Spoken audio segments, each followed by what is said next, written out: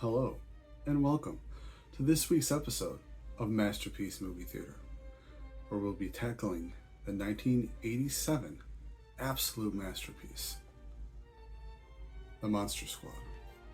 That's right, this is the 20th anniversary edition cover. It's just so well done, so good looking. So, Fred Dekker and Shane Black wrote this film, and then it was directed by Fred Dekker himself. And yes, Shane Black is the same Shane Black from Predator, who played Hawkins, that's right. So, most of the children in this movie were unknown actors at the time. I'm sure they were doing a few things, but not like the adults in the film. The adults in the film, and we had Stephen Mock and Mary Ellen Trainor playing Sean and Phoebe's parents.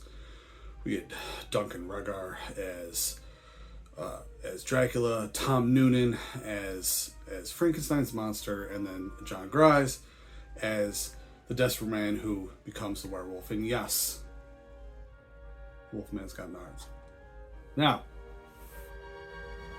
when the movie starts, we start with the scrolling words, and it immediately breaks the ice, which I think has always been a genius part of the film, where they're talking about Van Helsing. I was trying to stop the, forces of evil, and then the line, they blew it. It is so perfectly 80s, just smashed right into a monster film that's trying to take classic monsters and mix it into a movie with kids. It's kids with a monster club. I mean, Sean and Patrick have their monster club. They're probably they don't tackle it, but considering that they talk about the older person as, oh, he's in junior high, they've probably got to be in at least 5th or 6th grade. Excuse me. Now, also in the club is Horace, aka Fat Kid. Now, it was a 1987 film. We're not going to try and get into PC here, okay, people? It's not what's going to happen here on Masterpiece Movie Theater. We keep it classy, we keep it in the time period, and that's how it's going to be. And then also, in there is Eugene, who's the youngest. He's definitely younger. He's probably, I don't know, if they're 5th or 6th, he's 3rd grade, maybe 2nd. I don't know.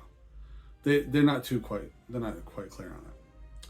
And then schoolyard bullies are picking on Fat Kid, and who saves the day but the bike riding, cigarette smoking, absolute badass.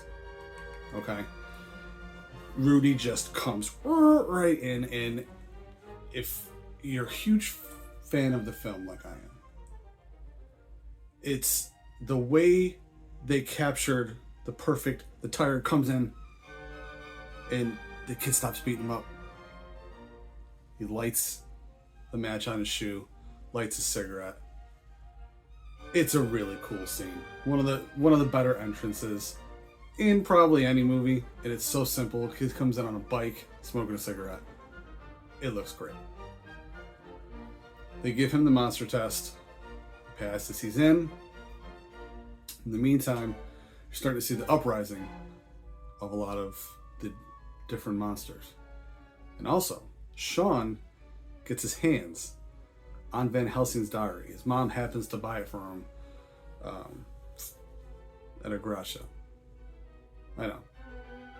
Just go with it. Anyways, all the things coming together, and they're on the trail of just all of the classic movie monsters. Okay, you got Dracula, you've got the Swamp Monster, you got Wolfman, you got Mummy, and then you got Frankenstein's monster. Also, Dracula happens to kidnap like 3 teenage girls, and you see what happens later on. So, the father, Sean's dad, who is a police officer, they're also on the trail of everything. And everything starts to get real serious. But what's great is there's a little bit, not a little bit, there is a decent amount of the skepticism, right? But the movie doesn't have time to tackle that. Like, it's not, the parents aren't being some force that's pushing everything like down. No, that's not real. No, that doesn't happen. Soon they're on the trail of all these crazy things that are happening. They're, you know, they go to the scene where, you know, the mummy is gone, and it just, one of the cooler scenes, the thing that twists them into, oh my God, what is happening here, is when Sean's dad and his partner are driving down the road, and here comes Dracula in his, you know, big old car, and they drive clean through each other. And the cop car stops, and, you know, the partner, who is a smartass, has nothing to say. Even points out how he's got nothing to say. And, you know, Dracula blows up the clubhouse. You know, he kills the partner. The dad shoots him. You know, nothing's happening to him. You know, the mom comes out. They watch him turn into a bat. They don't know what's happening, but they know it's bad, and it's great. Meanwhile, the other fun thing that happened in the movie was that Phoebe was able to actually befriend Frankenstein's monster, which was always a fun part of the film. I felt just the, you know, he's simple, he's back from the dead, he knows that Dracula is supposed to be his master, but he doesn't like what Dracula wants to do, and it's very clear. It's, you know, so it's great. There is obviously also missed there the scene where they try to go to the house and get the amulet, the same amulet that Van Helsing needed to try and end everything. That's where you find out that Wolfman's got nards. That's right. And then, you know, then we come to the end scene where they meet in the town square, where this is honestly one of my favorite end scene battle type things in a lot of movies. Personally, The Monster Squad, for me, is a top 20 movie of mine. Okay, again, this is personal favorites.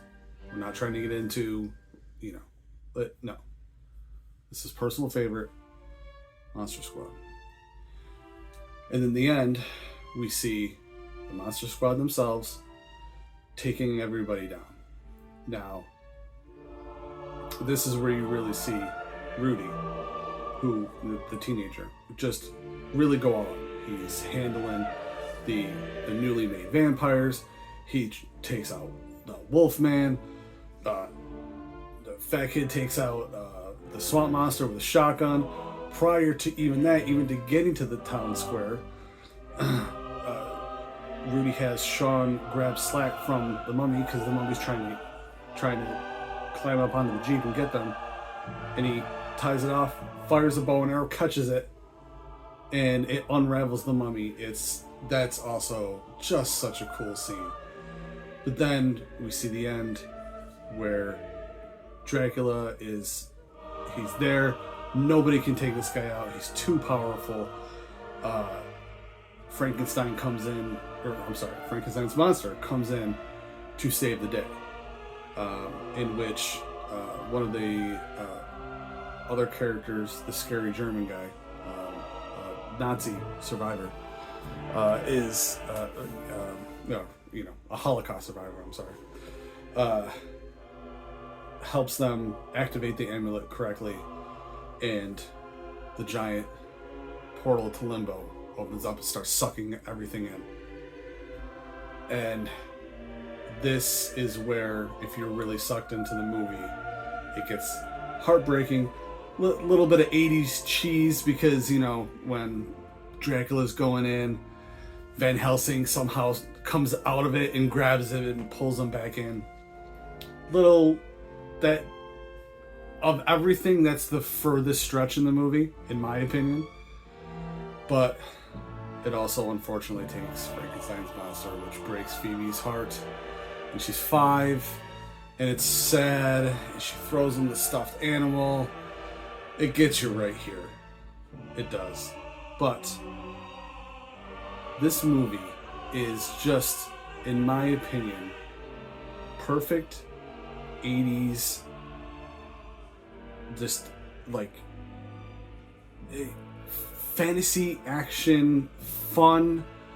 If you threw just a ton of different movies into a blender, you know, like if you threw every classic every classic monster movie and put it in a blender with the Goonies, you get the Monster Squad. And that's why it's just great. It's just good. I think it's been long overdue for a generational sequel.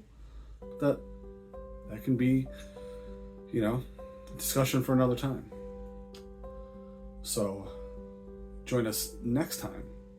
We'll be discussing the 1985 film starring Val Kilmer, Real Genius. Check out everything else on Triple N, and we will see you next time.